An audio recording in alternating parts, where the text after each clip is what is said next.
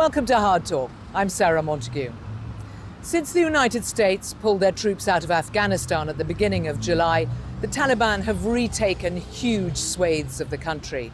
And reports have emerged that once again they're enforcing the same repressive practices of their past rule.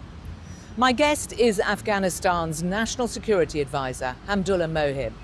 While he's here in London, he's meeting the chief of the UK Defence Staff, who only days ago described the situation in Afghanistan as grim.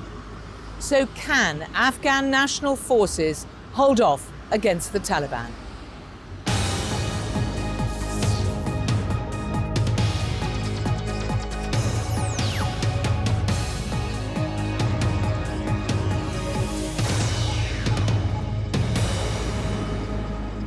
Hamdullah Mohib, welcome to Hard Talk. Thank you. How did you feel when you heard that the US were pulling their troops out of Afghanistan at the beginning of July? This had been a long discussion. It didn't come as a total surprise to us. But the timing of when they will do this, the amount of time that it will take to do this, was a bit of a shock. That said, it is a decision that was made, and we respect that and are trying to make the best of what we now have to do and can. The way it was done, though, according to the Times, the electricity was on a timer that was set to go off 20 minutes after the last plane left Bagram Air Base. Was that true? Look, the withdrawal from Bagram Air Base is not the whole of the story. Maybe the airport itself is one story, but then General Miller and General McKenzie had a handover ceremony in Kabul, okay. And it was a proper handover after that. But you know. So you didn't feel any sense of betrayal? It's an American decision. I am more happy talking about what Afghanistan can control. Okay. Well, let's turn to that, because since they pulled out troops, the Taliban have made astonishing gains. Now, they claim that they now control 85% of the country. According to the chair of the US Joint Chiefs, General Mark Milley, they control roughly half of all the districts. Did it surprise you how much ground they could claim so quickly? There was a vacuum created when the US troops withdrew. True, we didn't count on them in terms of individuals on the ground fighting shoulder to shoulder, but we had a huge dependency on their air support. And some of these districts that collapsed were supplied by air, and it required air support to be able to do that. In addition to ours, it always required additional capabilities. And we didn't have that. And as the retrograde progressed, some of these outposts and districts that were very remote could no longer be supplied. So they ran out of ammunition, they ran out of food and supplies. In that regard, created a panic. So some districts that were very remote started to collapse, and then that created a kind of momentum for the Taliban that they took advantage of. But large part of this was a propaganda war. And as soon as that was stopped, their progress also halted or at least slowed down. Okay, because the US President Biden said at the beginning of July, the Afghan troops, they have 300,000 well-equipped as any army in the world, and an air force against something like 75,000 Taliban. Now, if those numbers are right, then surely the Afghan military should be able to hold out. Are those numbers right, first of all? The nature of the war changed, and we have had some setbacks. That doesn't mean they're permanent, they're reversible. Loss of territory, and especially in Afghanistan, the vastness that it has, holding it is very difficult. The Taliban have come out of their shell and are now fighting like a conventional army, in which case they will have to have hold power. And yes, with the resources that we have properly used, we will be able to retake what we have lost in terms of territory.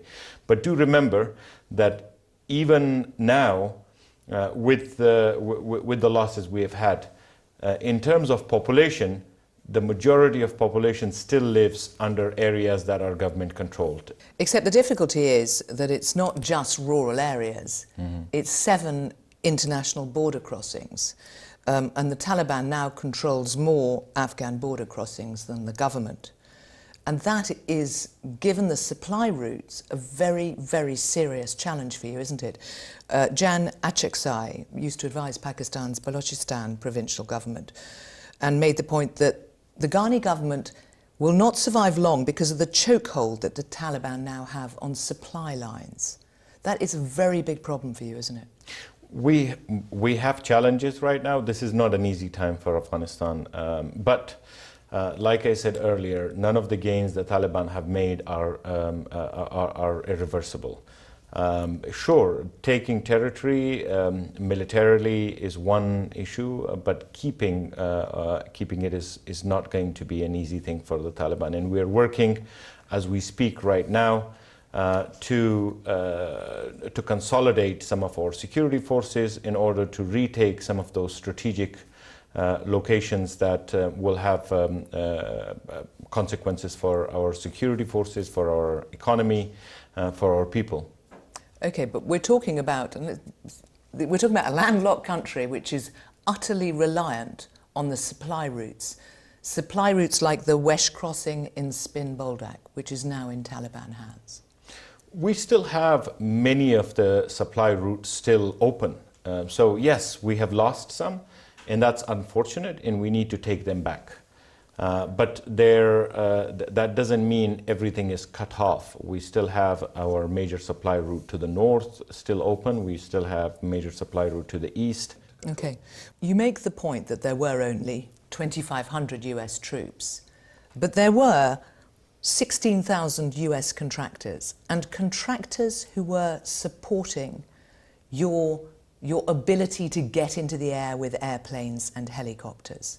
And when the US pulled out, they went too. And your Air Force is designed to be dependent on that support, isn't it? Lisa Curtis, who's a former National Security Director, now at the Center for a New American Security, described it as pulling the rug out from under the Afghans. How long can you keep the planes that you have and the helicopters in the air without them? We have been working on an arrangement with the Americans on getting over-the-horizon support for our aircraft. Now, it does slow down the process slightly, but it means that our aircrafts will still be able to get the maintenance that they need. So of 162 airplanes and helicopters, which I understand is about the total, how many are usable? The number varies depending on the day because of maintenance and because of what we get, but it should be pretty close to what you described.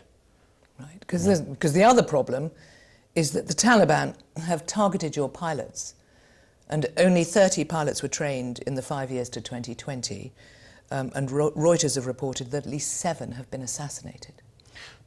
I think they're talking about one specific platform, which is the American UH-60 Black Hawks. But we use other platforms. We use Mi-17s and Mi-24s, and it will take some time. But you can't lose many more pilots. No, we can't lose pilots. They're critical to us. And if you lose the air support you have, you can't keep, for example, Kabul, can you? Air support is very important. Yes, I totally accept in the terrain that is. That doesn't mean it's needed everywhere. It gives an added advantage. It gives us an advantage over the Taliban, and we are totally committed to keeping our air power. And not just keeping what we have, we're working to add to it. And there will be some new aircrafts that are coming from US. Well, let's turn to the peace talks, because that was meant to be the way out of this. And in theory, there are peace talks going on in Doha. Do you see any chance of them working? So far, we have not seen the Taliban to be truly committed to any kind of genuine peace talks. They have not negotiated in earnest. They've used the negotiations in Doha as a way to further their military cause. They have used it to gain themselves legitimacy and to further their contacts in the international community, rather than using it as a base for negotiations. We don't think the Taliban are honest in this sense, and are pushing for a military victory. I think they're wrong. I don't think but why engage in the peace talks at all then, if you think that? Well, the Afghan people want to see peace. There are three scenarios that could happen. One is that we get into a military stalemate for a very long time, and the Afghan people continue to suffer as a result of it. There is no legitimacy for the Taliban to continue this war. There is no religious legitimacy for it. They're killing Afghans, they're destroying Afghan infrastructure. In one scenario is that this military stalemate continues as a status quo. And then the second is perhaps if Afghanistan fractures, civil war ensues, and that once again would be a scenario that would destroy Afghans and the Afghan and our country. And the third scenario, which is the desirable scenario, is that we enter into negotiations, earnest, honest negotiations, and work out a political settlement in which the Taliban will have a representation in the Afghan government, but so will all of the other realities of Afghanistan that also need to be included. You set out the three options: a stalemate, civil war, or a negotiated peace. Which do you think is the most likely? So the stalemate is the option that I think will stick for now until the Taliban are ready to negotiate. But in the end, we want to see a negotiated settlement with the Taliban. How long will it take will really depend on the Taliban's readiness. We would like those negotiations to happen right now, so that Afghans could get on with their lives and we bring peace and stability to the country. But if it needs for us to hold the Taliban at bay for some time until they're ready, then that's perhaps what we need to do. So you could work in government with the Taliban? The assumption here is that there will be a representative government. That means all stakeholders in Afghanistan will be represented, so that means including the Taliban. If there was a peaceful settlement, we will all have to make compromises. I think as hard as it is to imagine us working with the Taliban, I'm sure it is as hard for them to imagine working with us. Okay, so you would accept that they have changed.